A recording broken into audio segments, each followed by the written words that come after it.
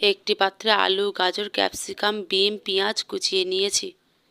একটি পাত্রে মাংস ছোট ছোট করে কেটে নিয়েছি আর নিয়ে নিয়েছি আদা রসুনের পেস্ট।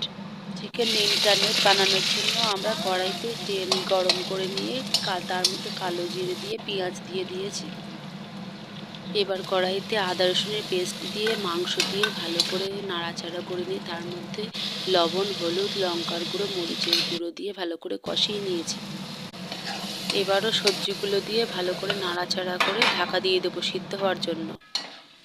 ঢাকনা আলগা করে ধনে জিরের গুঁড়ো জল দিয়ে ভালো করে ফুটিয়ে জল একটু শুকিয়ে আসলে গরম মশলা দিয়ে নামিয়ে ফেলতে হবে।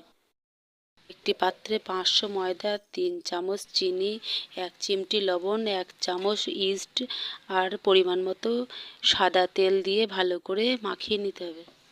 ময়দা উষ্ণ দুধ বা গরম জল দিয়ে মেখে 2 ঘন্টা রেস্টে রেখে দিতে হবে। দেখুন আমরা এবার কিভাবে তৈরি করে নিচ্ছি।